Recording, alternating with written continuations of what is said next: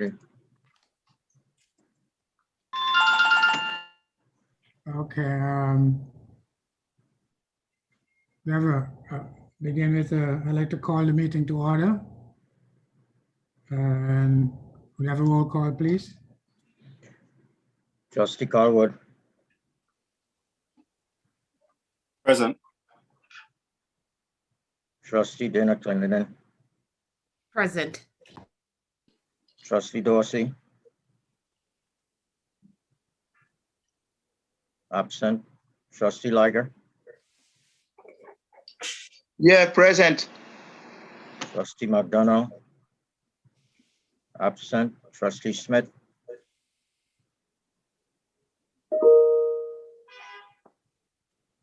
Absent. Chairman Bowery, Present. 4 present.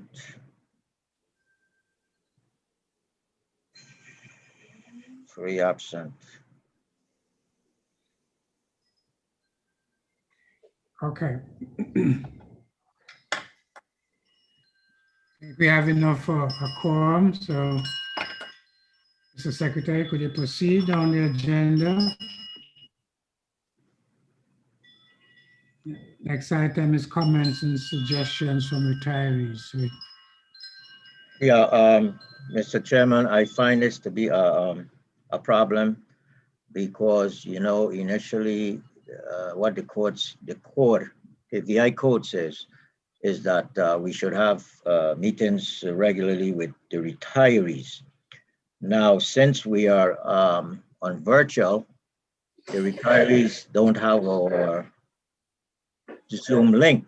They're probably looking at the YouTube. Sometimes they tell me that they don't get the reception or they can't get in to view the actual proceedings, especially the regular session.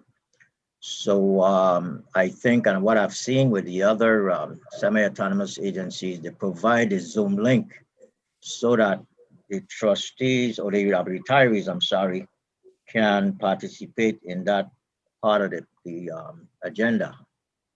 So I think we're gonna have to, next meeting, we're gonna have to make the Zoom link available.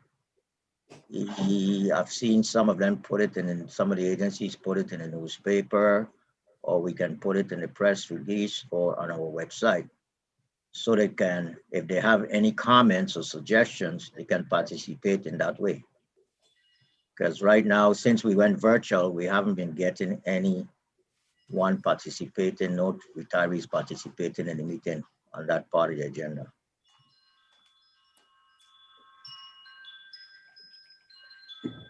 So that's my recommendation, that we make available the Zoom link so we can let them participate in the regular session, and then we can obviously put them into on hold or something and make sure that they're not involved in the executive session portion. So do we? Okay. That came to mind late yesterday afternoon when I was thinking of it, and somebody had called me and was saying that, you know, they don't get to participate like they used to. So I thought about it and I said, wait a minute, that's true, that's right, because we always ask, are there any suggestions from retirees? And they're not going to be any because they don't have the Zoom link to participate in real time. Okay. Okay. I agree, and I think we should do that beginning with the next meeting. Okay. Just wanted to bring that to your attention. And any other board members have any thoughts on that? I concur that we should make the link available.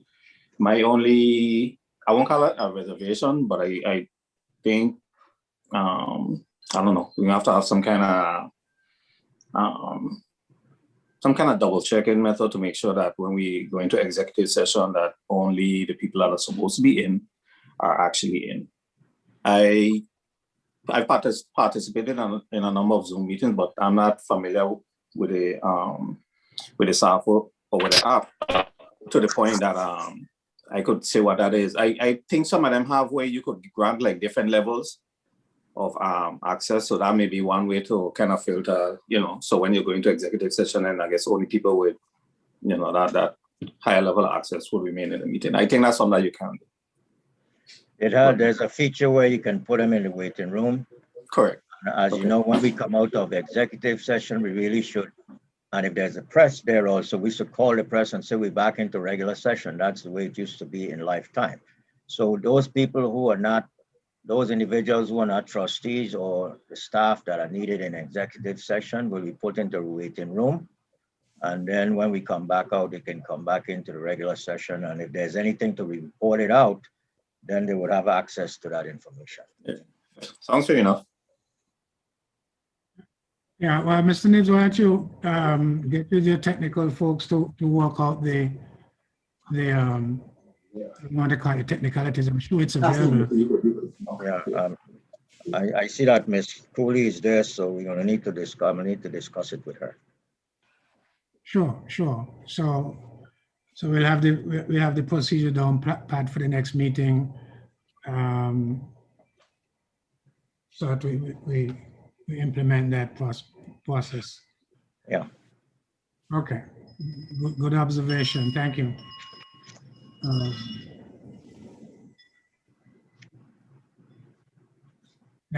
Next item on the agenda. Secretary minutes.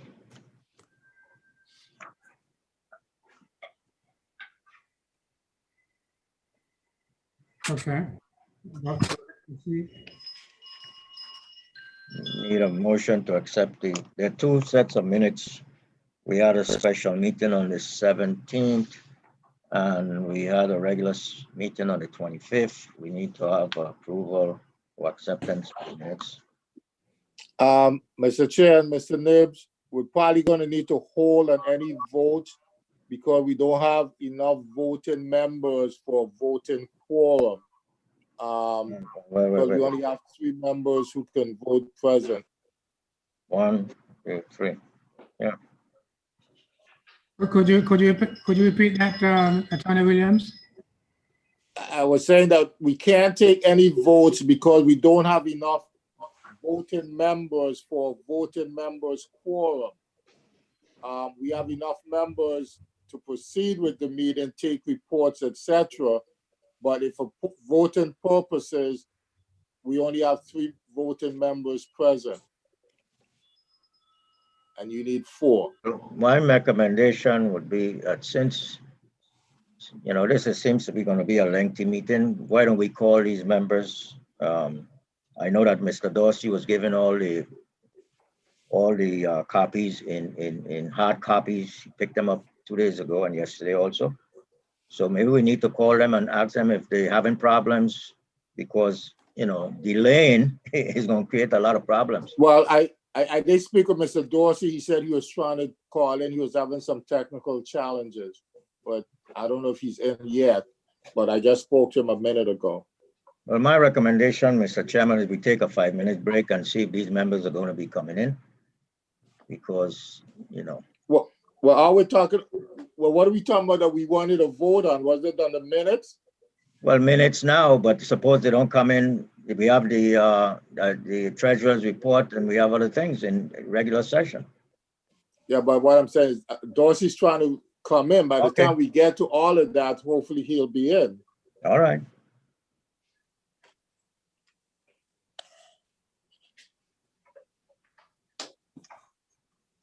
I'm kind of lost here.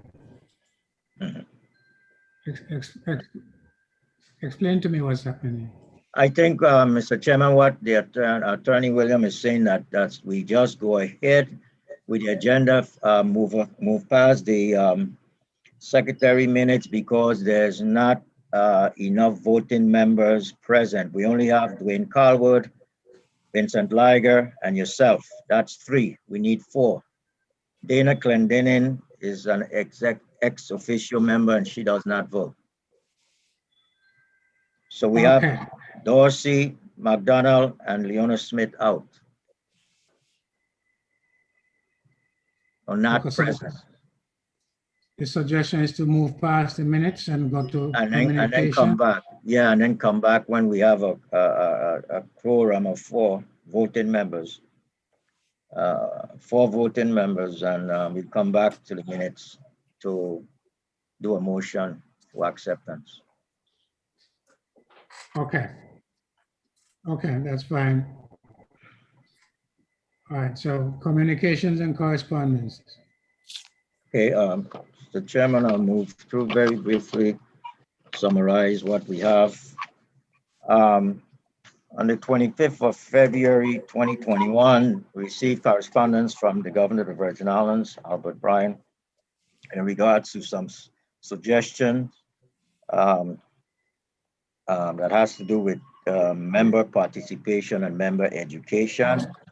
He also covered a suggestion on coming up with looking at coming up with an employee covered plan, which is actually part of the CODA supplemental plan. And also he talked about looking at making available a short-term loan program in partnership with private banking partners. We do have a write-up which I sent to the trustees late yesterday afternoon. It was outside of the document package that was sent to by Ms. Cooley, and I hope everyone have that. We are ready to discuss that in regular session. So I'm just letting you know that this correspondence that we received with the governor's suggestions on those 3 issues will be covered in the regular session, I think A2. We did respond to the governor on March 3rd,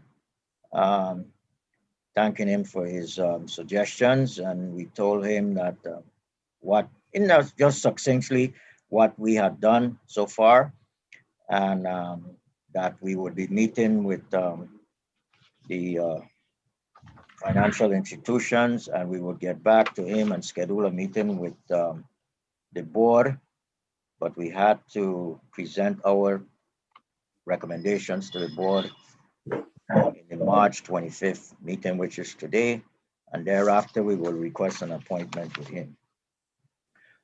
On March 1, 2020, I wrote to the Acting Commissioner of Finance, Ms. Clarina Modest Elliott, in regards to Act 8383, which is Bill number 330418, which talks about the GERS receiving 50% of any revenues realized in excess of the funds appropriated by the legislature. She did respond to me and indicated that she would be looking into it. I have not received any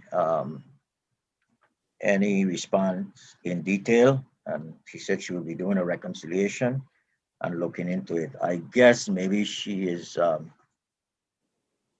knowing that it's unaudited information, maybe she would say that she needs to have it audited. However, I have not received any response from her other than she had received it and she'll be looking into it. We did receive, what tipped us off really is we received some type of a copy of an immediate release from Senator Dwayne Graff on this same issue. And he said that there was about, the government had collected $885.8 million, which is about $10.8 million more than had anticipated revenues. So if that is so, 10.8, then we should be getting at least $5.4 million based on the Act 8383. Also on March 2nd, I wrote to Jennifer O'Neill, the director of OMB, also to Ms. Clarina Elliott, the acting commissioner, in regards to outstanding contribution payments due for the period October 1, 2019 through September 30, 2020. This had to do with Act 8244, and there was some amendments However, there was a $10 million that's supposed to be paid to us in employer contributions. Initially, it was 7, then it went to 10, and it was a 60-40 split. 60 to contributions, 40 direct contribution. And there was another legislation that changed it. I have them, but I'm not going to put them out there. I think I sent you copies of those. It's about $10 million is due. We did receive $5 million when Judge Gomez ordered the government to pay us. We received that on March 3rd, 2020. So outstanding for 2020 was $5 million. And we received on October 30, 2020, $4 million. So there's a balance due of $1 million. However, the director of OMB responded, and she said that while there's still ongoing litigation in court, that the AG had recommended that they do not remit to us the $1 million because there's ongoing litigation in regards to the $63 million in the Third Circuit Court. As you know, we didn't receive it. There was a hearing and we have not received a ruling on the $63 million as yet. So that's their response to the $1 million that is due to us. So therefore, what I did on March 10th, I sent a bill to the government of the Virgin Islands, attention, the OMB director, and also Ms. Modeste Elliott, the acting commissioner, indicating the amount, the outstanding employer contributions which were due from the Internal Revenue Matching Fund. And it would be $10 million plus the $1 million that is due in 2020. So total employer contribution due $11 million. Now, yesterday I received something from an email from the OMB director indicating to me that there were no appropriation in 2021 from the Internal Revenue Matching Fund to the GRS. That's what she said to me. I am presently investigating this. I've asked my contact at the legislature to give me as much information on the budget. I went up on the website to the OMB budget, but it's not in detail. But she's saying that there's no $10 million due in 2021 because there was no appropriation from the Internal Revenue Matching Fund. So there's more research that have to be done on that. So that ends my summary of the correspondences. Any questions? Morning. Morning, sir. Morning to everybody. I'm sorry that I was late. I had some technical difficulty trying to get in, so I'm actually using my phone again.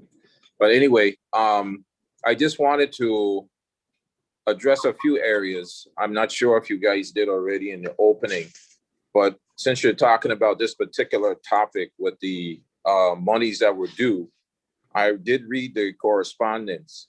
So the question before we move on, Trustee Dorsey, let me correct an issue, an oversight, unfortunate oversight in my part in not officially welcoming the new Trustee Colwood.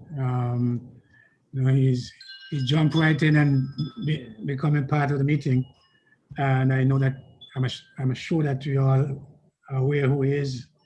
I just wanted to officially welcome you, sir, as a member of the board, and looking forward to interactions and participation. Thank you, So, thank you. I apologize for that oversight, but That's okay. I ain't a pump on circumstance guy, so. Okay, that's fine. We still want to do things right. We want to do things right. I appreciate it. Sure. Trustee Dorsey, continue. And congratulations, member Trustee Colwood, for joining us, this Dorsey. Yes, I wanted to say that I read. Just so you know,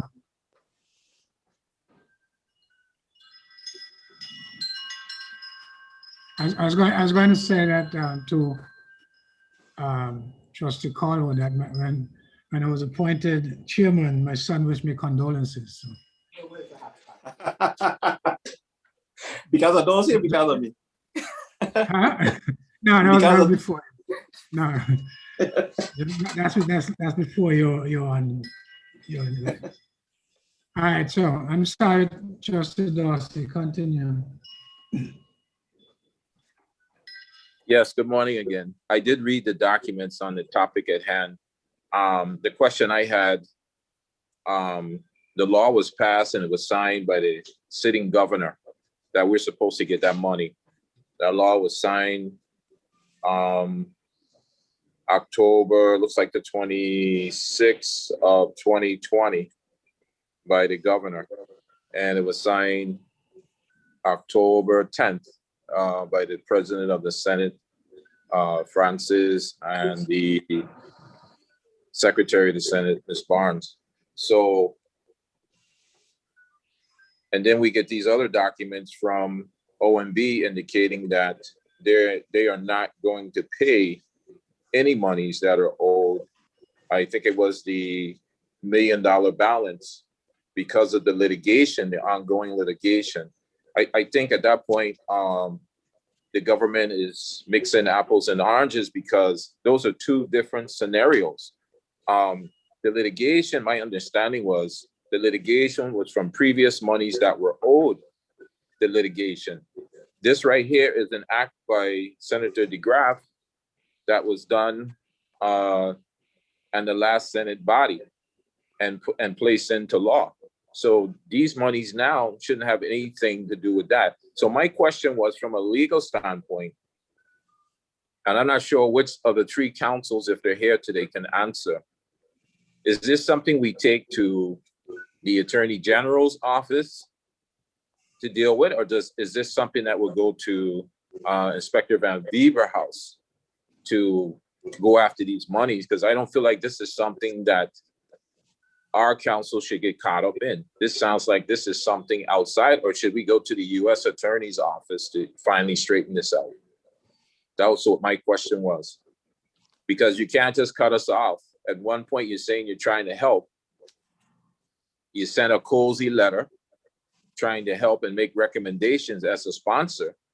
But now you come back and allow the OMB director to indicate that you're not going to pay any money. So you're sending missed messages from a sponsor standpoint. Those are missed messages coming to us as trustees. So I'm not sure who can answer that question. That was my first point. Chair. Okay. Okay. I was waiting for a second. So let's take them one at a time. I agree with you. And what I would suggest is that, first of all, do you have the act number of that act you reference? Yes. Okay. It's act number 8383. It's bill number 33-0418. Okay. So I was going to make that point also. I mean, I quite agree with you that about the mixing of apples and oranges.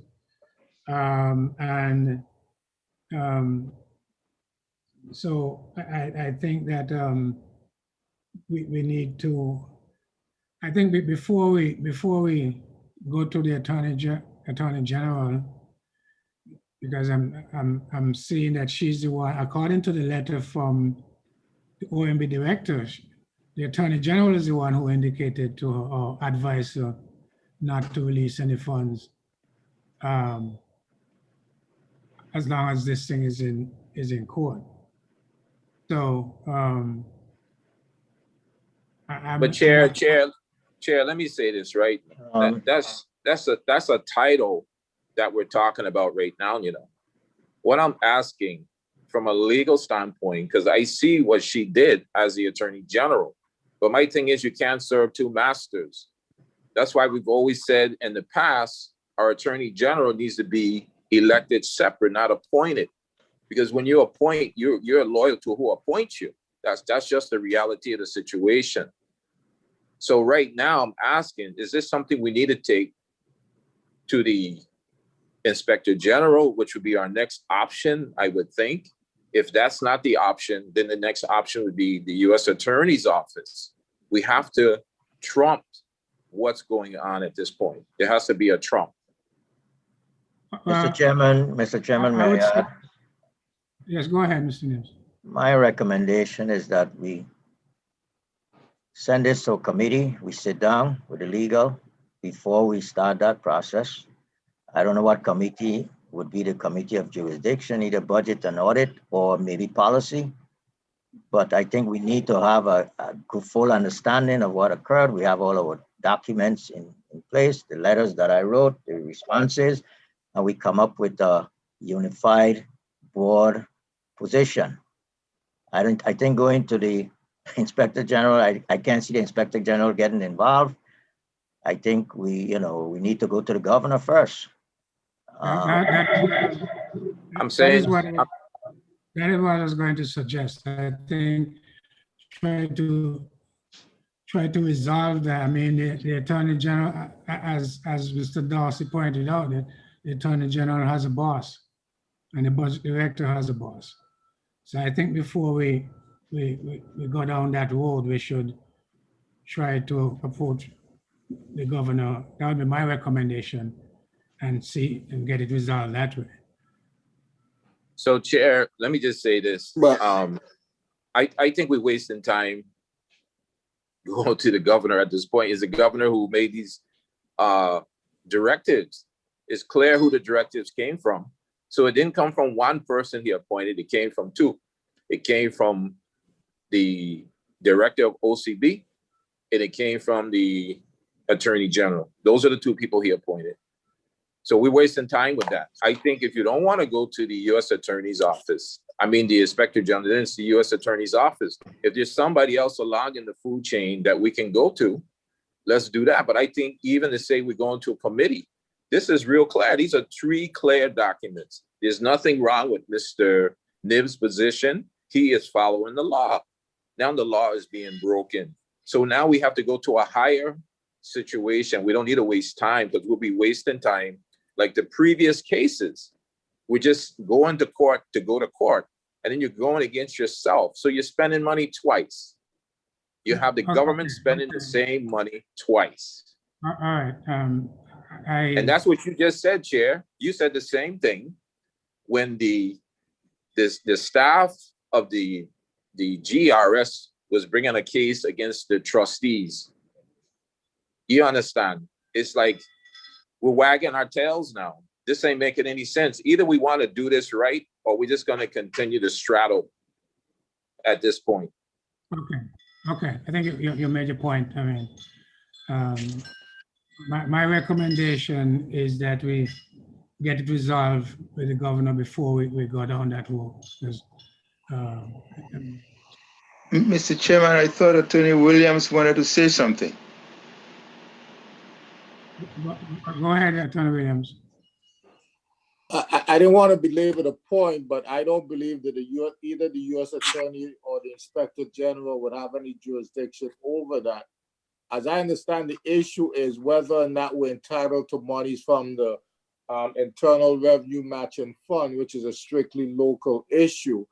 And all we have is the OMB director's quote unquote interpretation of what the Attorney General said to him. While I don't intend to disparage anybody's representation integrity, I find a lot of times when people tell you what other person says, it is not quite accurate. So I would also suggest that we may want to find out from the AG's office itself what is their position relative to the issue in terms of the research and the background that we're getting. And as Mr. Nibbs indicated, whether or not there's in fact been an appropriation of the $10 million in the FY21 budget.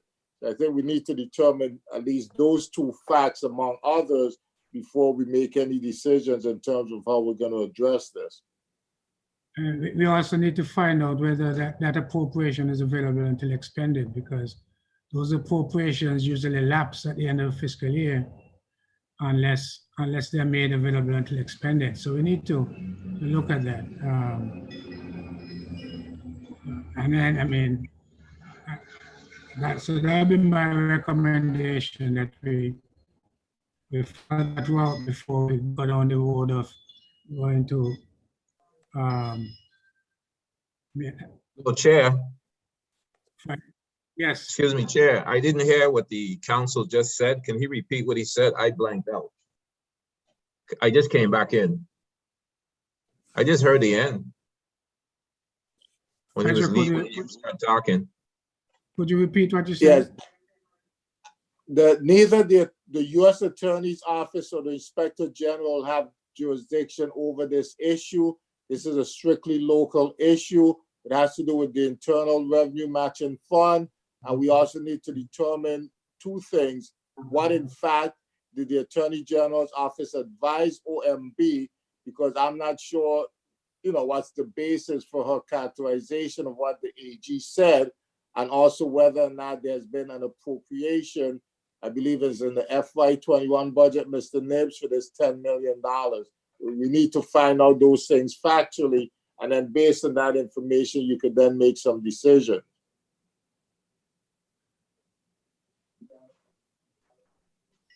I'm just trying to digest what you said. So council, you're basically saying that we have to wait to see if there was actual money appropriated in the budget that would have been left over for the GRS system at this point, and if there is money, what is the next step at that point? I think I'm not sure it has we something to do think with we're money talking about left two over. different bills. I think you may be right, confusing two different things. 8383 is, I don't think that's the issue we're talking about. The issue here is a direct appropriation from the Internal Revenue Matching Fund, which is different from 8382, which has to do with quote unquote leftover monies from the general fund. So I believe Mr. Nibbs indicated that part of the issue was the OMB director took the position that no monies were appropriated, I believe in FY21 for this $10 million. So he had reached out to somebody at the legislature to confirm that information. We need to get the answer to that question, and then we need to find out whether in fact the AG has in fact taken the position that the $1 million that's outstanding is not due or should not be paid because of the pending litigation that's in the Third Circuit. I'm not sure why that the AG would have actually taken that position. So I'm suggesting that we need to find out what the facts are. Okay, so it's two things. It's the matching fund was not paid. That would be I think that's $11 million now. Is that the balance, Mr. Nibbs? I just misplaced $1 million from the prior year, and which she responded that the AG said because of the litigation that they were not going to pay it, and $10 million for the current year, which she said that there were no appropriation in that budget for that. And we are presently doing some research to determine if that is so. Same thing that Attorney Williams just told you. That just makes it even worse than the document you sent. I made my recommendation to the chair, and I think it's kind of in the same light as the board council. We need to do our research first. We're doing it, and then we can meet, and then we do probably going to have a meeting with the governor very soon, and then we bring it up. But maybe the AG could be invited to the meeting with the governor. I don't know. But what I'm saying is that we just can't go out, just send it to the U.S. attorney or the inspector general. I can't see the inspector general getting involved. We need to do our research. If it was appropriated, it will be in the books. If it was not, it will clearly be there. So we're doing our research, and then we will do the next steps. Okay, so I think that's what we'll do, Mr. Nibbs.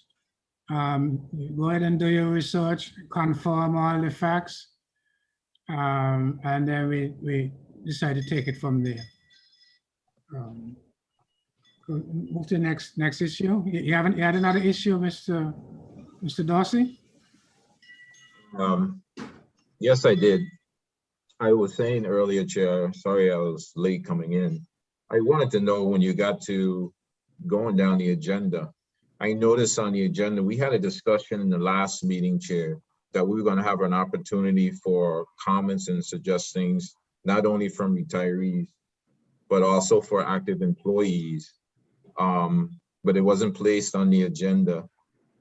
I'm not sure how that's supposed to move forward. Is that supposed to just be a motion to place it on the agenda? Or, because I thought once you said it wasn't a problem, I thought it would have been placed on the agenda so that individuals, including in-house, which are active employees in the system itself, would have an opportunity to present. And I didn't see it on the agenda, so how are we going to deal with that going forward?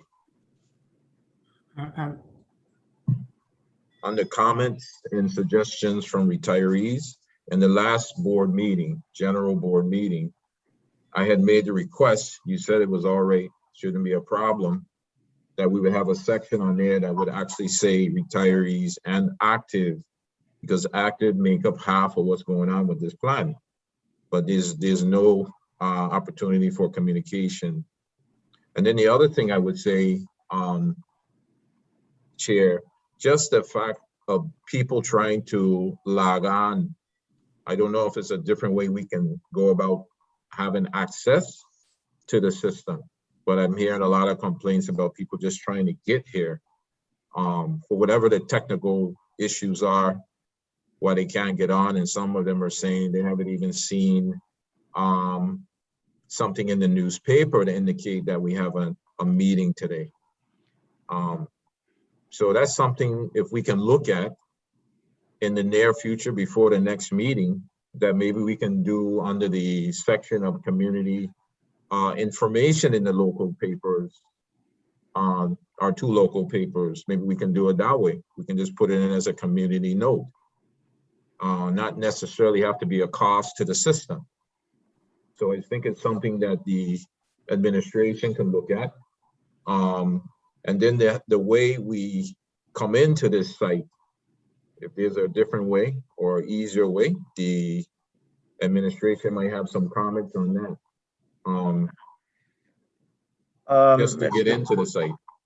Okay, so Mr. Nibbs, what I want you to do with your staff is to, I guess you understand the. Yeah, well, we discussed this up front a while ago, and we made a decision what we'll do. In regards to the retirees, now I know that, like I said, the code speaks to the retirees. Now, I think he's saying that last meeting we did say that we'll open it up to all members. I don't have any issues with that. I mean, I think we did agree that I will speak to Ms. Cooley. We'll see how we can put it out there through the press release, or maybe put something in the papers, or do same thing that the other autonomous agency are doing to have the public be part of their meeting. And okay.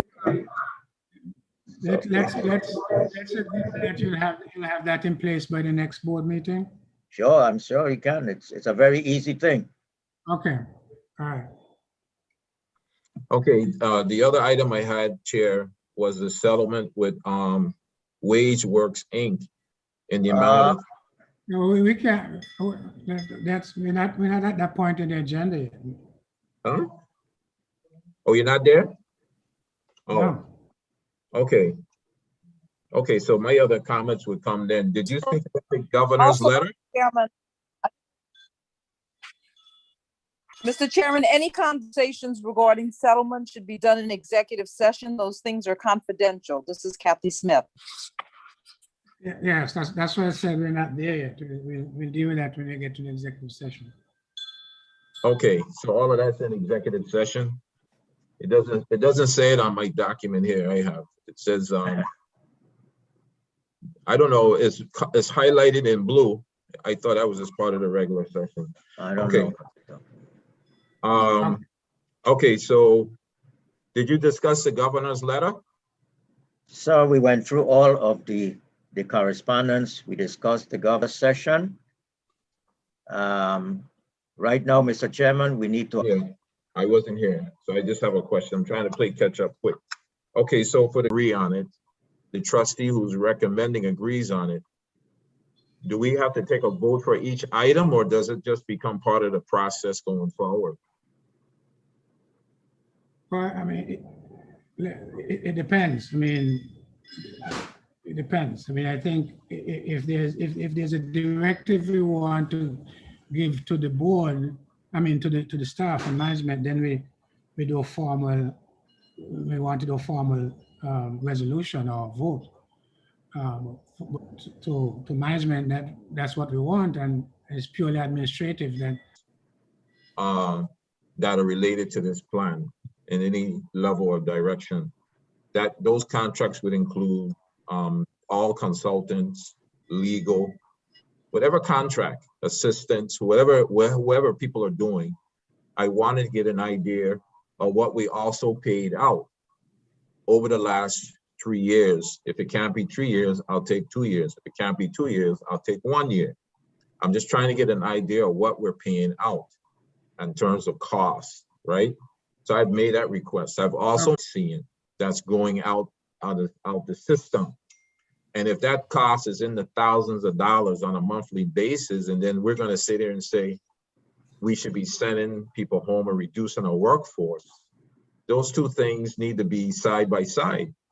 Even if we're gonna do a T-chart, they need to be side by side, because something's just not adding up there. I don't have all the information to sit here to agree to even a private company coming in, doing what they do to justify their existence when we're still looking to send people home who may not need to go home. Maybe we need to cut back in other areas. But in order to make those conclusions, you need the documentation. Okay, So can I I'm respond saying to you, trustee? Chair, that's something that we as trustees among us need to look at. So we need a meeting just to look at the actual cost as just trustees. We need a meeting at that, because if we have exorbitant bills, I would like to have access to that. Mr. Darcy, you come back to the board for approval before it's implemented.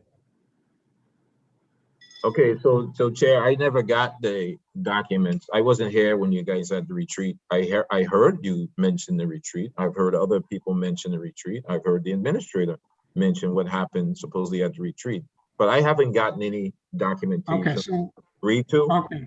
Was that the time you agreed to the solution to sell? Was it at the retreat you agreed to sell the assets? So Okay, we're switching up topics.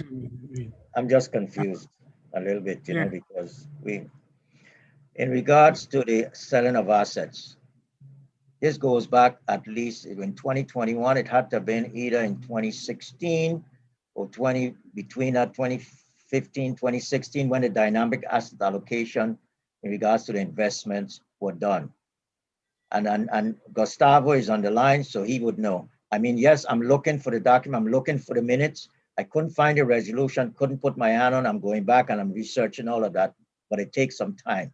Okay, I wanted to see the actual transcript. Okay, so if you look at the dynamic asset allocation in every quarter, in every year, it tells you when we should be selling our assets. That would not have been approved without the board approving it. So I just need to go back and get that information for you. Are we talking about financial assets or real estate? Talking about the real assets, the real estate, Carambola, which we already sold, you know. That is in the dynamic asset allocation schedule to liquidate ourselves of our real assets, real estate. So I'm just telling you, you want the documentation, you're looking for resolution. I think I'd even reached out to Attorney Williams' office, but I know that a decision was made back then. We would not have approved the dynamic asset allocation schedule if we didn't approve the sale of assets, because in each quarter, it tells us when we should be selling those assets.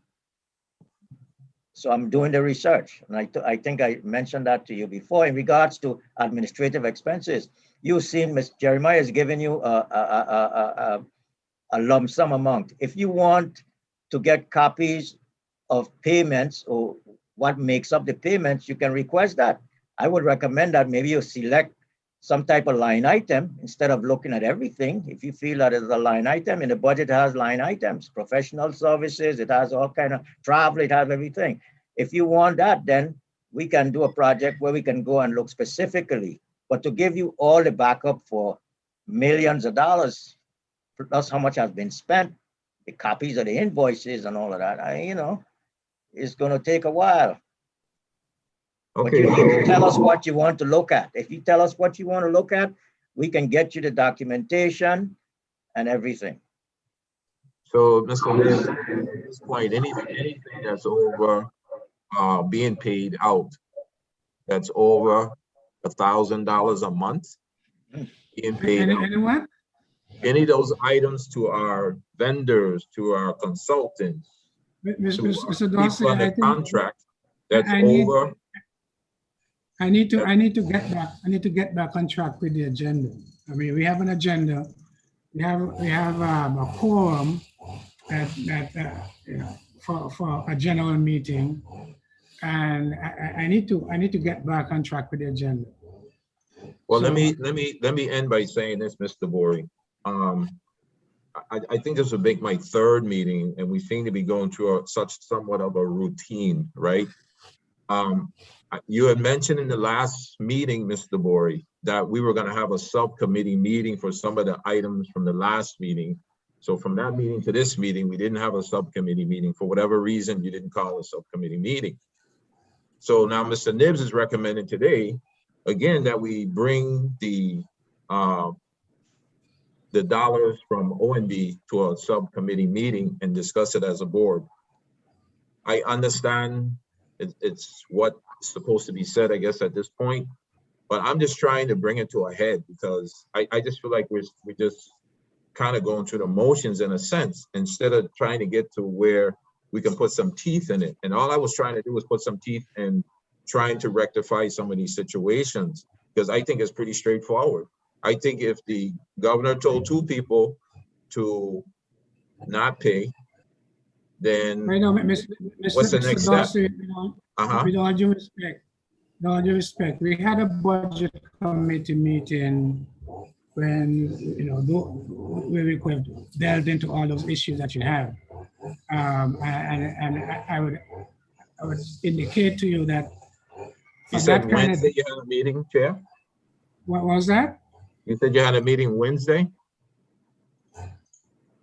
We had a budget committee. You're in and out. Go ahead. What? You said you had a meeting on Wednesday? Yeah, so only last week. No, I just got the document, I just got the document, Chair. Hello? Okay. I just got the document. I didn't have this last week. I just got this document. That's why I indicated in the last meeting. Mr. Dorsey, at the rate we're going, Mr. Dorsey, we're not going to get this meeting going. I mean, we have a whole long agenda. Okay? But Chair, let me say this. I agree with what you're saying. It's a very long agenda. And when I looked at my email, it said 100+ pages. And this was the same comment I made the last two meetings. Like, you want us to go through 100 pages. That's something you receive in 2 days or 3 days, right? And I said we need to push this back for a week. So I just figured you would have had that on the agenda so that we can push this back so we can have more time to review. Or we carry this to subcommittees before we bring it to the general meeting. Okay. I'll take that under advisement. Could we move on with the agenda? Okay. Thank you. Thank you. Where are we, Mr. Nibbs? Mr. Chairman, you need to I guess approve the minutes. we could go back to approve. We go back to approving the minutes now? Yes, sir. Okay. So there are two sets of minutes that needs to be approved.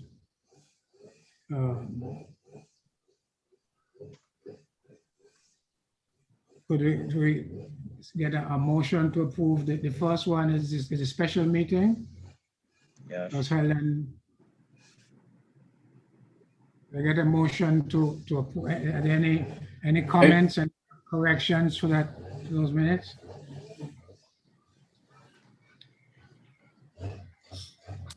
If not, could I get a motion to approve those minutes? So move. I move to approve the minutes. We have a motion. Is there a second?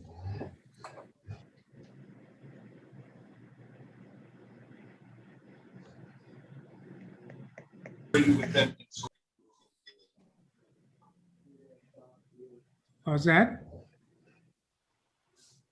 Did I hear second? I second, Mr. Chairman. It's Liger. Moved and seconded. We have a Liger. roll call. Roll call, Mr. Nibbs. Trustee Colwood, Yes. trustee Dorsey. Trustee Dorsey, Not voting. you were in the meeting. Trustee Liger, So you said it. Yes.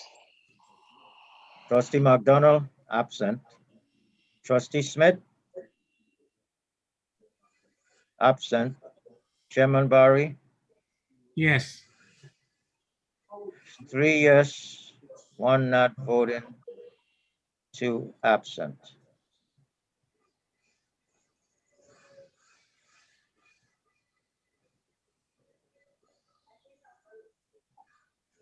Okay, so the motion carries? Yes, All right. Next item, the motion to approve the regular meeting that was held on February 25th. I move.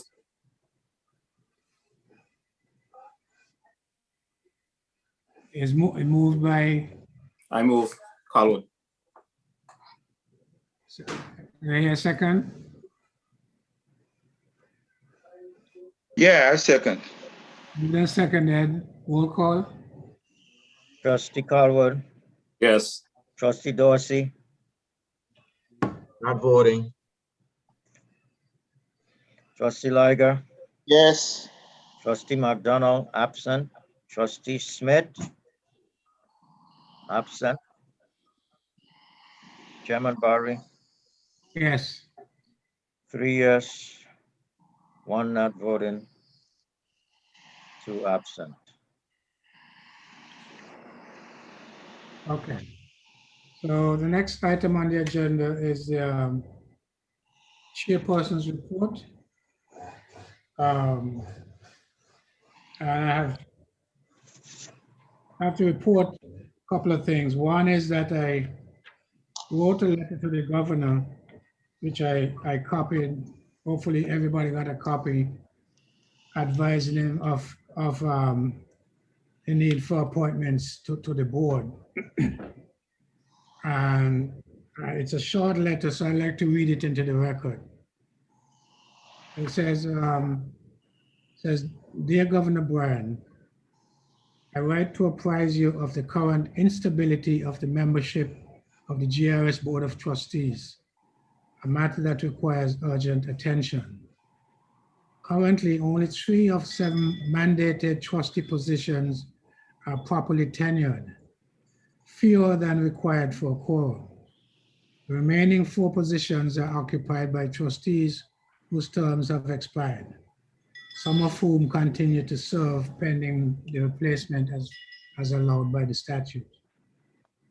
Trustees whose terms have expired are Trustee Liger, Central Labor Council's St. Croix appointee, whose term initially expired in 2008 and is ineligible for reappointment. Trustee Leona Smith, St. John representative, whose term also expired in 2008 and who is also ineligible for reappointment. Trustee Michael McDonald, St. Croix representative, whose term expired in 2020 and who is not interested in reappointment. And Trustee Stephen Cohen, whose term expired and has resigned effective March 16, 2021, vacating the slot available via election by the St. Croix retirees. 2 attempts to elect his replacement have been unsuccessful, a third attempt is contemplated. Please note that the St. John and St. Croix are without properly tenured trustee representation. In the under normal conditions, this situation would have been worrisome. In the GRS's extraordinarily challenging current circumstances, instability at its leadership level is untenable. I am available to discuss this and other issues with you at your convenience. So that letter was sent to the governor on March 23rd, 2021. The other item I'd like to report on is that I made contact with Senator VLA. Some of the board members will recall that in the session we had with the legislature, Senate President had indicated that she was establishing a GERS subcommittee of the legislature to be chaired by Senator VLA. So I made contact with him to discuss with him his plans going forward for this committee, and more specifically ways that the GRS could be involved and participate in whatever actions he's about to take. He indicated to me, confirmed to me that he is in fact the chair of the committee and that he's planning to have a meeting, a working session. I'm not sure if it's going to be a formal meeting, but a working session of his group in which he would like to out the participation, and he intends to invite participation by GRS to begin to work towards some resolution and some way forward.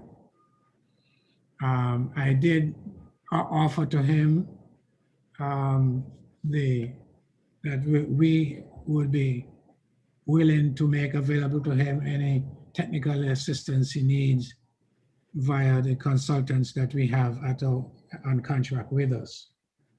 And he indicated that he would be willing to take us up on that offer. So I am looking forward to hearing back from him. In terms of timing, he indicated that he would be initiating actions soon after the Easter holidays. So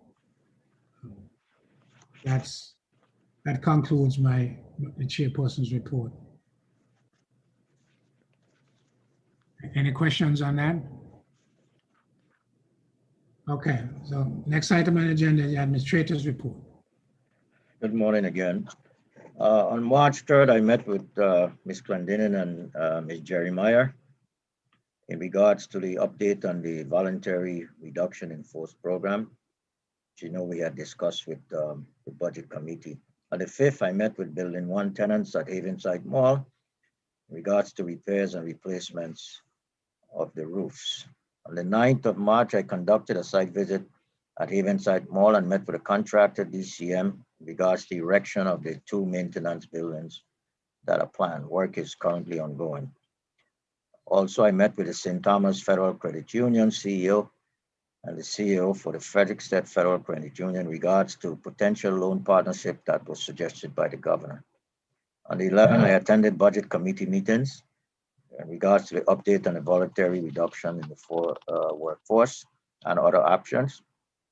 On the 17th, I attended a joint Havenside Oversight Committee and Havenside Mall Management meeting to discuss outstanding operational and infrastructure issues.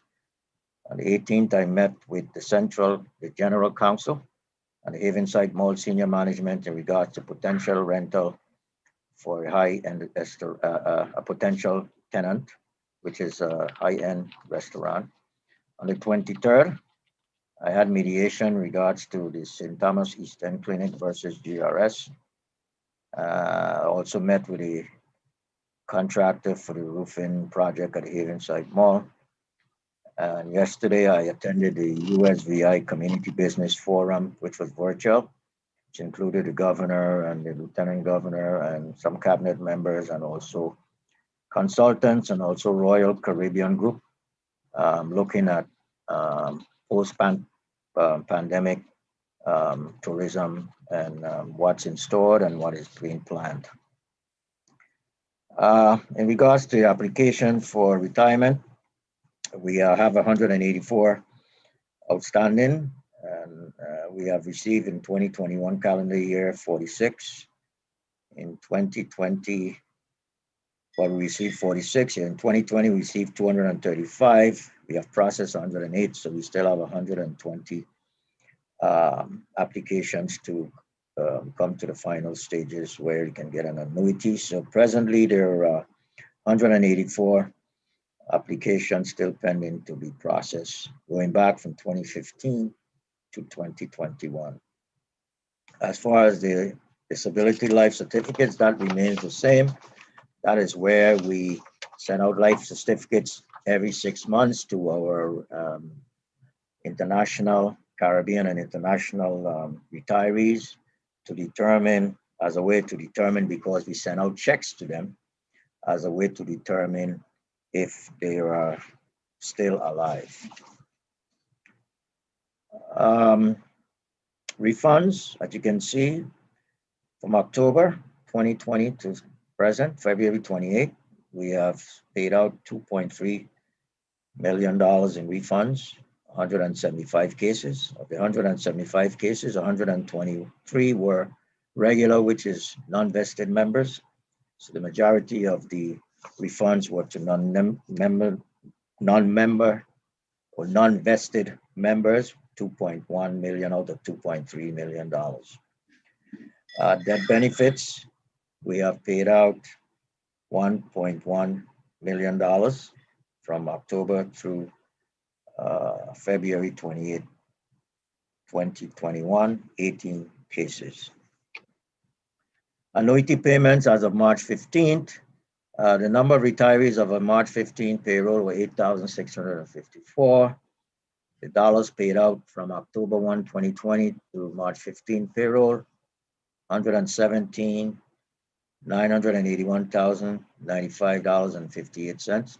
$117,981,095.58. Number of retirees that were added to the payroll for that same period were 89. The number of retirees that were deleted from the payroll, deleted mean they have passed on, same period, 134 members. We know that the gross retiree payroll for that pay period was $10.7 million. So we're paying out over $21 million a month in retiree benefits. This is a preliminary, needs to be audited. The active employees as of February 28, 2021 is 8,757. I know that the personnel director is a part of our audience today, so she may have a different figure, but and I think it needs to be looked at. But from what I saw, there was a few errors. But we are saying and this is based on our postings to the system, what is coming in contributions. So we were tabulating at least 8,757. Like I said, she may have a different figure depending on where you get the information from. The member loan portfolio, as you can see, it's diminishing. As of February 28, we are down to 2,495 units of personal loans. Mortgages are 87 for total loan portfolio units of 2,582. You know, this has been down. We suspended the loans in 2015. We had over 6,000 units at that time. So as you can see, the loans, personal loans are scheduled to be expired, all personal loans around 2024, early 2025. Obviously the mortgages go into the 2030s. The portfolio amount is $31,809,388.79, broken down between the districts. As you can see, we have about 18.5 in St. Thomas, 13.3 in St. Croix, As far as the outstanding loans, we have 1,416 in St. Thomas, St. Croix, 1,166 units. Our operation as far as our infrastructure to the St. Croix, everything is going as scheduled. Hopefully to have the delayed fire inspection by the end of the month. As you know, we are doing a landscaping every year. We do an annual landscaping and common area cam services and to the facility. The security doors installation about 95% complete. That was something that was recommended to us by I think it is Vitina, because we had some issues before with people coming in and threatening our employees. The St. Thomas district, things are moving along in regards to the water pumps for the cistern and the tanks.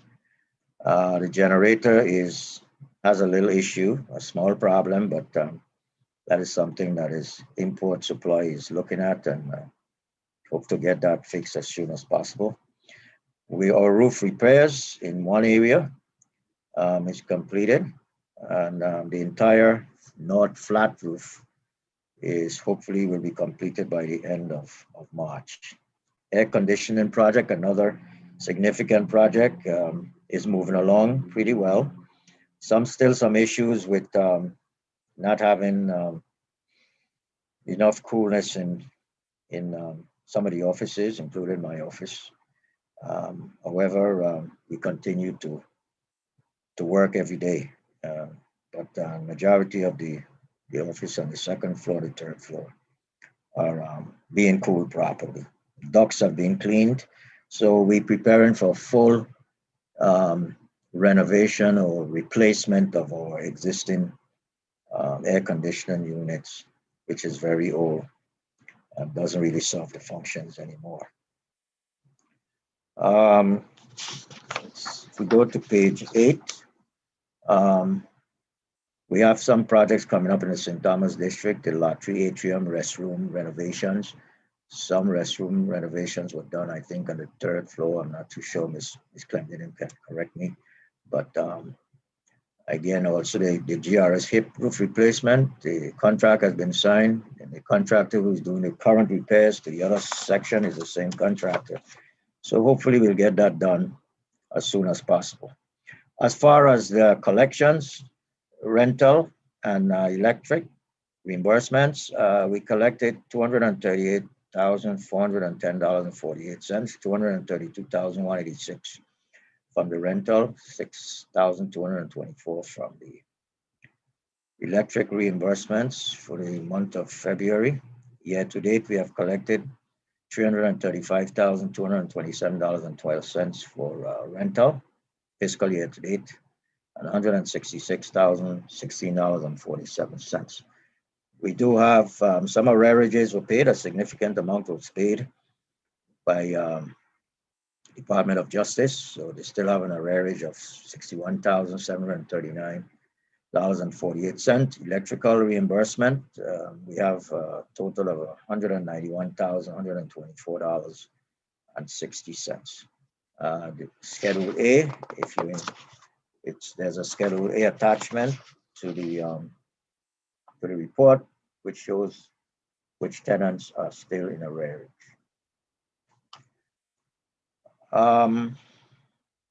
Leases. I think the only lease that really we are concerned about right now is the casino commission. We're working on that. A quick interruption, Mr. Nibbs. Yes, on the arrearages, the $191,000. Are we in arrears with WAPA? 1 minute, please. No, we wouldn't be in arrears with WAPA. We pay WAPA up front, and with the reimbursement. So the $191,000 is out of pocket. We're out of pocket that because we've paid WAPA but not got reimbursed. Is that it? Yes, sir. So we're waiting for the reimbursements from the agency. What's the status? You know, Ms. Clendenin? could you chime in? Help me out here. This is Jeremiah. We have received some of the money from the second floor from Justice for the arrears. Yes, that is reflected in the schedule. I think 150,000 came in. For electricity. Good morning. Electricity. Yes. Okay. And the entire amount for the rental, 185,000. So this is after this report? The amount that the changes that I made to the exhibit, Ms. Glendon, and you told me that 150 were paid in the rental. 150,000 in the electrical and $185,315 was paid for the rental. So the arrearage left in the electrical is 137,308 and 48 cents. In the electrical? That's correct. Well, that's not what you gave me. That's what's reflected in Exhibit A. Okay. In Exhibit A, it's reflected that the electrical will still have arrearage. Of 53. Of 137, we took Yes. out 150 out of the rental. You are correct, Mr. Mayor. Electrical, I'm sorry. Okay, Yes. so it's correct. It's correct there, yes. Okay. We had some changes after the report came to me. That's what she's saying that I asked her and she gave me that 150, which brought it down. It was a significant amount and they paid 150,000 on the electrical. That's correct. So the leases, like I said, I know there have been seen some back and forth with the Casino Commission, with Ms. Glendinning and Mr. Pickering and Lucy Richards. And so hopefully we'll get that done. I think they have to agree or disagree on the suggested language. As far as personnel, I think that DOP is in talk with the property and procurement for finalization. And with Department of Justice, a meeting is scheduled for the 23rd, which just went. So I don't know. Ms. Glendinning could give an update on the meeting with DOJ if it did happen. Yes, Mr. Mayor. The meeting did occur yesterday. We met for over an hour and we have a follow-up in mid-April. The negotiations for the new lease went very well. Okay, as far as the appraisal, as you know, we did have appraisals on the St. Croix complex and the St. Thomas complex by McCloskey. And the appraisals were done and the reports, we expect the reports by April 30, 2021. St. Croix retiree election, as you know, there were no successful candidates. The two individuals that had applied did not meet the qualification by law. So we would have to schedule a new election cycle. I think we've been a little ambitious, but it begins April 12th. We're gonna have to go out and advertise again and contact the retiree groups to see if they can have someone, interested. I know there were a few people that called me who I knew that were qualified based on the qualifications. They said they were going to submit. I called them and told them that the advertisement was out, but they didn't respond. So I don't know why. There have been some strategic planning organizational webinars. I think that is going very smoothly. It appears there's going to be one this afternoon at 6 p.m. for active members. There was one schedule that was done for the business community. I did get some feedback, but that's had some issues with the technological issues, I guess, or the electronic or problems. But from what I understand, it's going very well. Inputs, have been positive and in order to help us to prepare a strategic plan with the involvement of all the stakeholders. We have a recommendation on the FEMA the FEMA issue with the warehouses at Havenside Mall. We plan to discuss that with you in executive session and try to get a firm recommendation as where we're gonna go. I think I got a feeling from the last meeting where the board is thinking, but we just want to be able to confirm that's what the staff wants to confirm, and the board let us know this is what we're gonna do. Is a final approval to move forward, and how to move forward, or how we were going to be moving forward based on our recommendations. We also have a handout that was circulated to us yesterday in response to the governor's Brian's letter. That should be discussed in a regular session, new business. That ends my report. Thank you. Any questions on that? Any issue on that report? Chair, I have maybe two questions. The meetings that were the oversight committee meetings for the Haven site, the Haven site chair. When we agreed that I would be part of the committee, I guess nothing was sent to Mr. Nibbs to notify me of the meeting. So what is the process with that?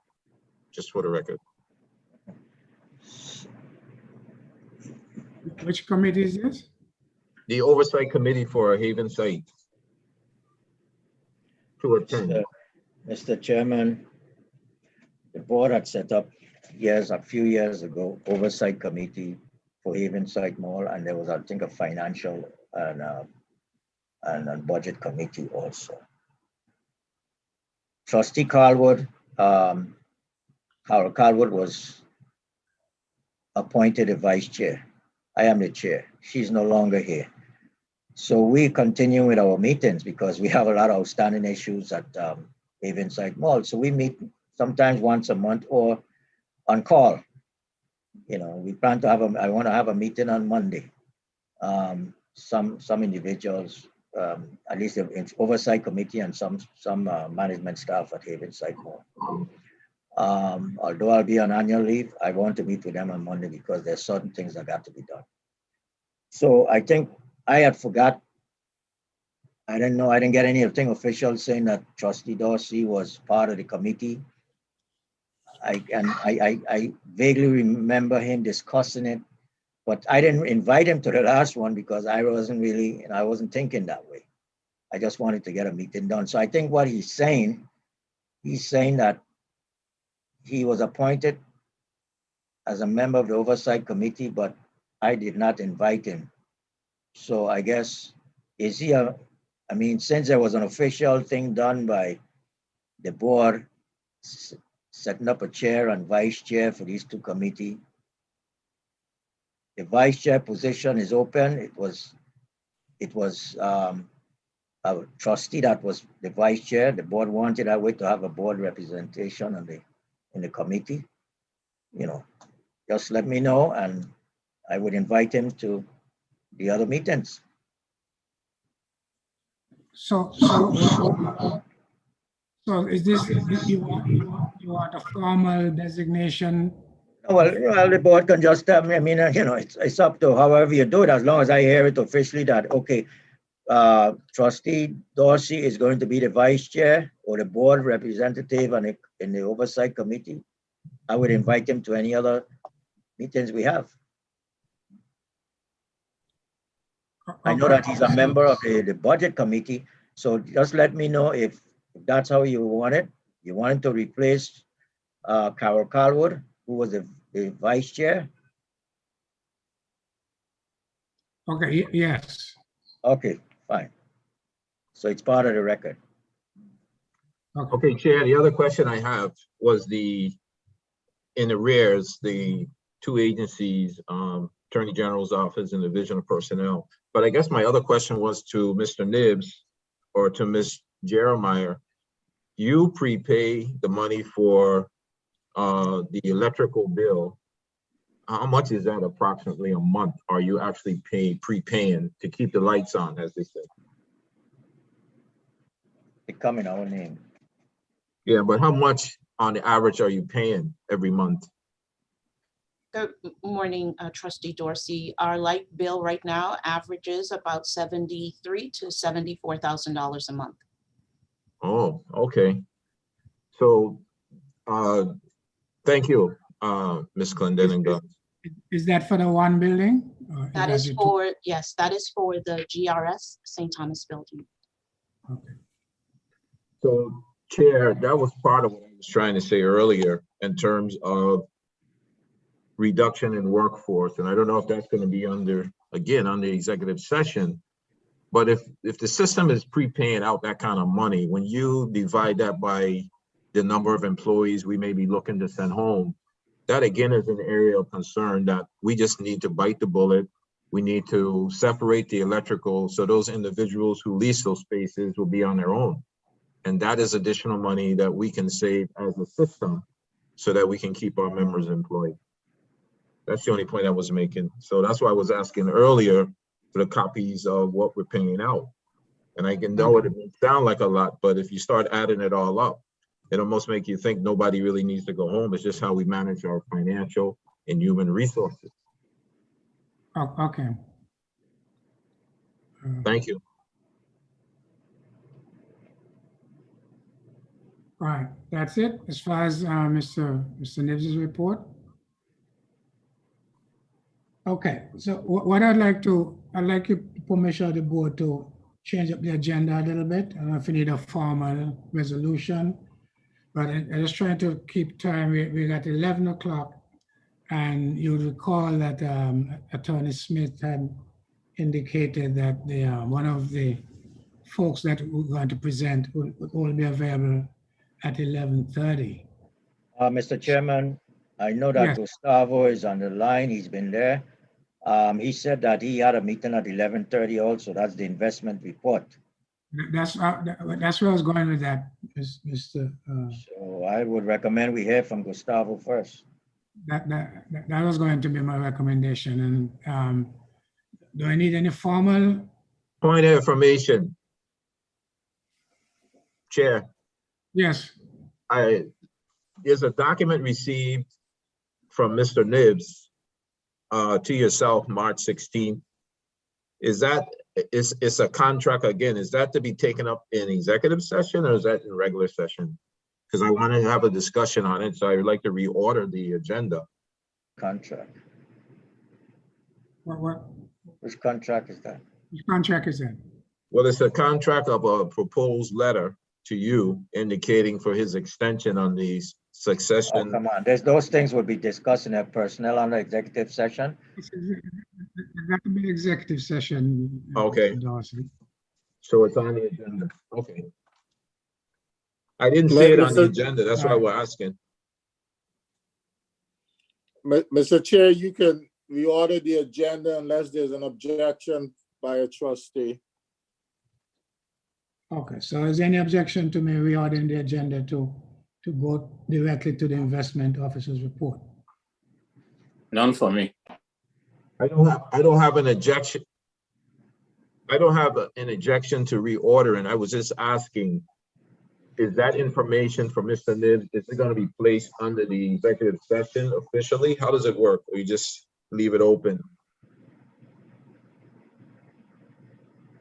We'll discuss that in executive session, Mr. Dawson. Okay, then. I'm not even sure if we're right for that at this point, but we'll discuss it in executive session. Okay, so with no objection, I would turn to you, go to the item on the investment officer's report. And just to keep, I take it that would take us into pretty much into the 11:30 timeframe where Attorney Smith, you wanted to have your presentation done at 11:30? Yes, that's when our Securities Litigation Counsel is available. That's going to be executive session also? That's be an executive session? Yeah. Okay. So Yes, at it the end of Gustavo's report, we'll go into executive session. One information, what is it that the Counsel Smith wants to bring in executive session again? We're being updated on a securities litigation case. and all legal cases that are ever discussed in executive session. Okay. Okay. Okay, Gustavo, go ahead.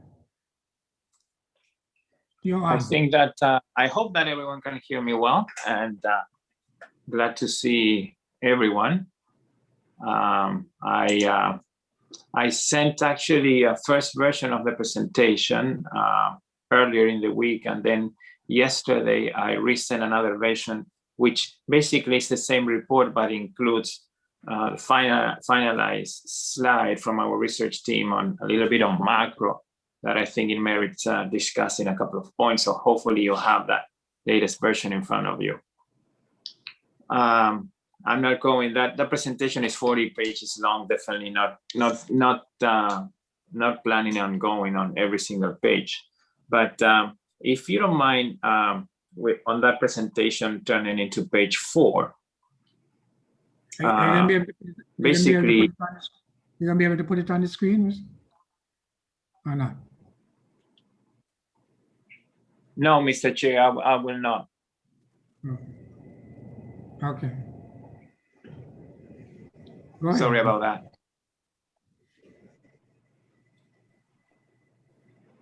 Go ahead. Basically, based on COVID cases around the world that are definitely diminishing, and how is this related to investments is, as we all know, we've been facing with this pandemic that has affected the economies around the world, and until we don't get the health issues solved, it's difficult to see how the economy is going to move forward.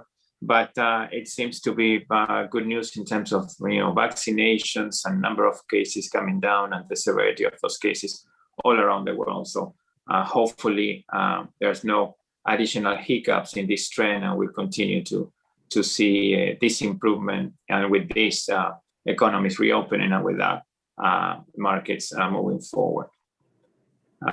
Page 5 is a little bit of the breakdown in terms of the vaccinations campaigns per country. The good news here is, particularly in the United States, that we've been making nice strides the last couple of months in this regard. I read this morning that it is around 11 to 12% of population in the United States that is now fully vaccinated, and a little bit over 20% that is, in fact, has at least the first dose. So good news, particularly here in Florida. We just received news this morning from Governor of Florida that it will be opening for 40 years and over, the vaccination eligible for 40 years and over next week, and on April 5th, I believe, for the entire population 18 years or older. So that's good news, and hopefully that will start moving the economy forward. I will ask you to jump to page 6. This is a little bit of market returns for the month of February, which is the first column. They came back a little bit from what was a slow start in January, so there were some good days in the month of February that put it to almost 3%, 2.8 on the equities market. On the fixed income side, this perception of growth involves the perception of higher inflation, which and that means that interest rates going up, the prices of the fixed income assets come down. Still in discussion with the experts, is this a trend that will be solidifying in the future? Is this an uptick for this year and the next quarters, and then we come down back again? That is still in discussion. The Fed has said again and again and again that we'll continue with this strategy until they see a better outcome for jobs. And if we remember what happened in after 2008, 2009, the financial crisis, there is this a fear within the Fed that they actually move away from quantitative easing too early, and they slow down the recovery process. That's why it took so long. So I don't want to go through the same issue here in this recovery. So their strategy seems to be that they're going to maintain the QE for quite some time. With that, I'll ask you to please move one page to page 7. I think this is very interesting. Line, nothing more that to take from this slide is blue line is from the S&P 500, the adjusted PE or the price earnings, or what the valuation of each of the stock based on projected earnings. But this is backward looking. This is based on the past, and the green is actually forward looking, which is based on expected projections. So we see a nice deviation depending on the eyes that you're looking for. There's no intention here to say, arguing if backward looking is correct and forward looking is wrong, or the other way around. It's just a matter of trying to see that, trying to make the point that still there's a lot of uncertainty moving forward, and nothing it's set in stone until we get over this pandemic. Gustavo, this is Pedro. Yes. Before you go on, the chairman has somehow been dropped from the line. He's trying to get back on. He asked if you could suspend for a few minutes till he gets back on the line. Sure. Yes. I know you have some time. some time challenges, but we'll see what happens. Okay. Sure.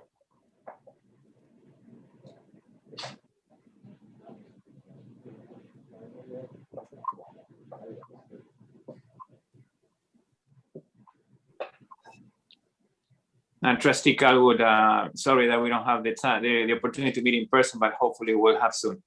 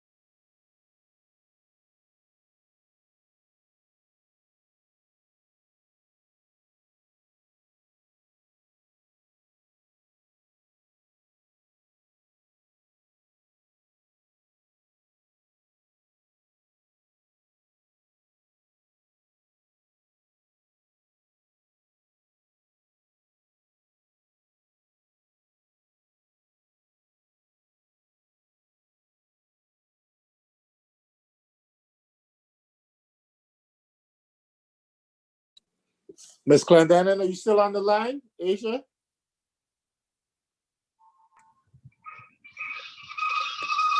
Me, Clendenin?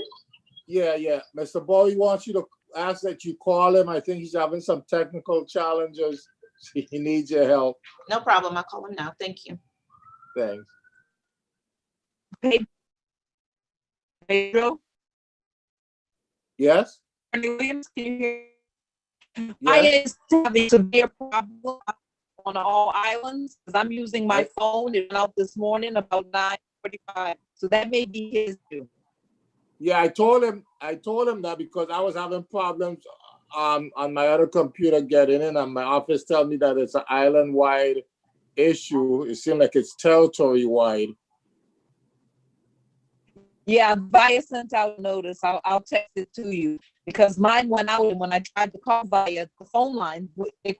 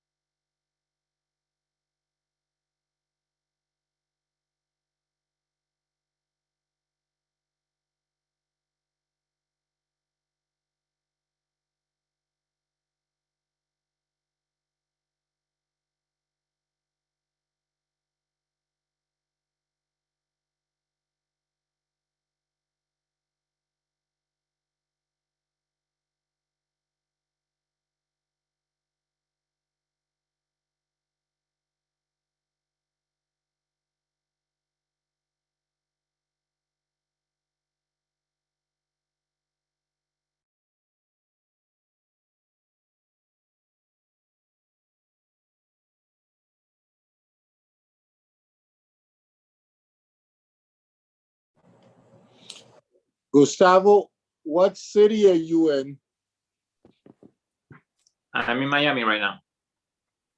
But is that where do you live? I live in Pinecrest in Miami. Oh, okay. Because I was thinking about Miami Beach. Yeah, it is not the same zip code as Miami Beach, though. It's south of Miami Beach where I live. Okay. Far away from all those party folks that were on the news during the weekend. Very far away. I thought I saw you in the middle of it. I don't think so, Pedro.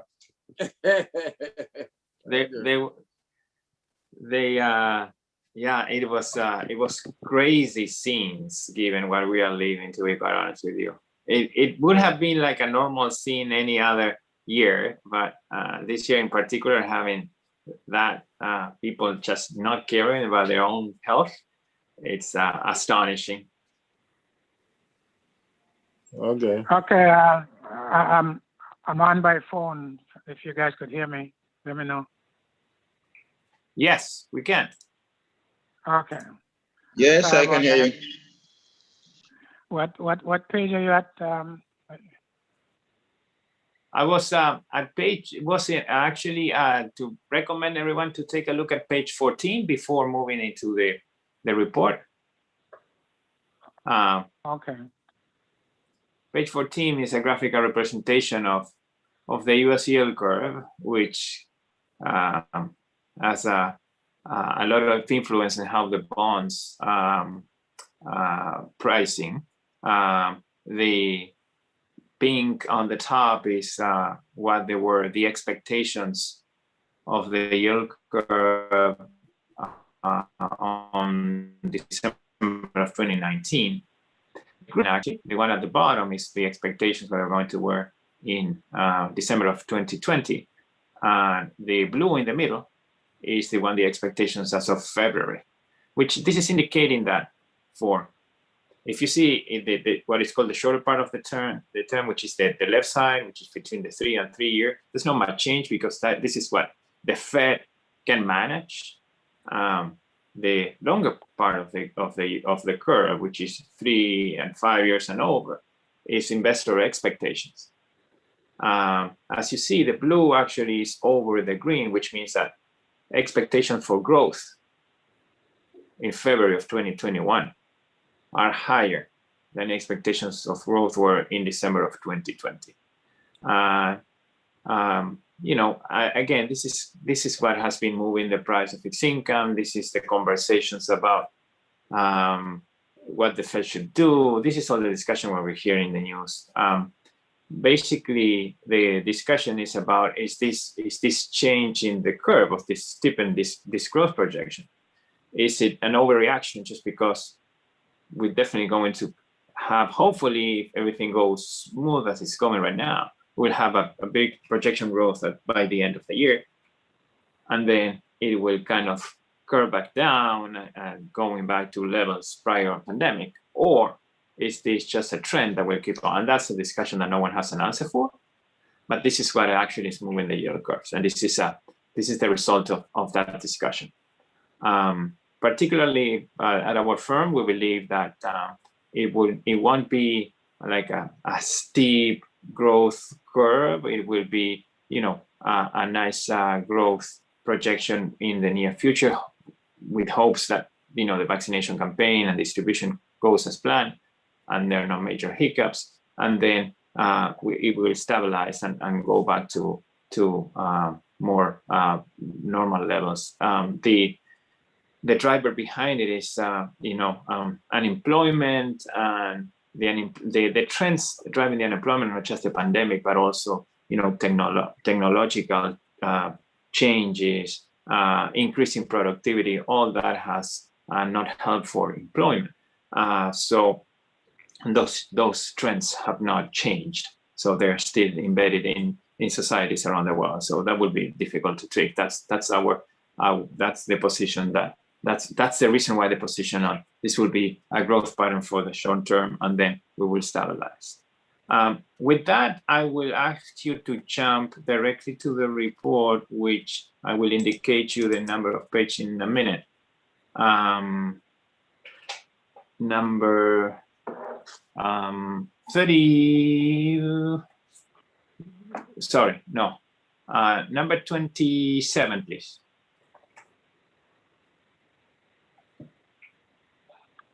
So what you see here in number 27 is the actual market values of the system at a total of, as the end of February 28th was at 430,217,000. For the quarter, that is January and February, the system performance was down 1.4%, basically majority driven by the fact of the change in the prices of the bonds. However, for the fiscal year, still at 1.3% positive. Remember, our fiscal years ends up in September 30th, so we have at least we have March and then two extra quarters of performance. Basically, at this point, we are around 82% in fixed income and actually 85% between fixed income and cash, with 15% in domestic equities. We continue to follow with our plans of capital preservation and looking into basically making sure that we have assets that are in liquid and in less risky asset classes for the system. Again, a nice refresher for the ones that are relatively new to the system, page 31. This is what we are paying in terms of fees for the different managers and index funds that we are invested in. Extremely low. It's at 8 basis points. This does not take into consideration, of course, other fees as our fees, but this is specifically what they're paying in management fees. 8 basic points to give you some idea. The average of a plan like this, nationwide on a plan is paying between 42 and 47 basic points. So this is another part that we're working on during the last couple of years, making sure that we can reduce expenses as much as possible for the plan. And let me finish on page, bear with me for a second. On page 36, please. This is a statement of cash flows. This is 1 year, so this is February to February, but this is just to, remind you. In February of 2020, we were at $507 million in market value. There were contributions to the plan of around 36. But the third column is the one that is the one that is driving the market values, of course. That is withdrawals, 139 million withdrawals in a year, which is basically what the actuary has been estimated, between 130 and 140 millions of outflows within a year, which, if you see into the next column, with this in 1 year, the net investment change was pretty substantial. We made 25 million or 5% with the asset allocation that we had. Still, it's definitely not comparison, even though we have a 5% return. It's no comparison to the number of cash outflows. And this is basically the basic reason why the system is allocated in the way that it is allocating, capital preservation, and making sure that we have liquidity for payments of benefit payments and expenses, pretty much. At this point, again, we are at 430 million. We have probably between 100 and 130 million expenses again this year, which will be putting us at 300, 330, and from then on, you do the math. So again, we will see this repeatedly over the years, and it's a matter of benefit payments and expenses at the amount they are compared to the total assets that we have in the fund. So those are the end of my remarks, Mr. Chair. I will open up if there are any particular questions.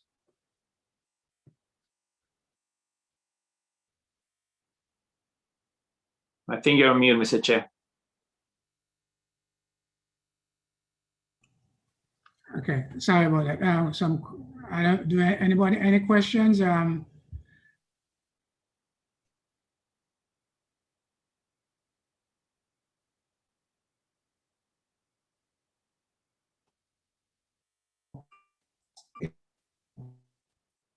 All right, and it seems like 11:30. Oh, sorry. No, I was telling the chairman, I think he's frozen. Yes. Yeah. So I don't hear any questions. I think that we met our 11:30 objective. I will be happy to join you on our next meeting. Mr. Chair, sorry, I think that we lost you for a second. Right. So, okay. So I mean, what we're doing, if we need to drill down some more, we'll invite you to one of our committee meetings so we could spend some more time together. For sure, appreciate it. Thank you so much, and I think that we made it the 11:30 hour. Virgin Islands time, yes. Thank you so much. Nice to see you all. Okay. All right. So Mr. Chair, Motley Rice is now on the call. okay. Is that Meredith Weatherby? Yes, and Hi, Marlon. yes. Okay, Nice to meet all you guys. Okay, so Kathy, will you want to introduce her? And Okay, well, we need to go into executive session, Mr. Chair. okay, so may I get a motion to go into executive sessions, please? We have to read through the. Mr. Chair, I move that we go into executive session. I second. We have to read out the reasons. Well, you read the reasons when we go in. Right, you have to say, read it. Huh? What did you say, Pedro? I said he has to state the reasons for which we're going into executive session. Okay, and anybody has the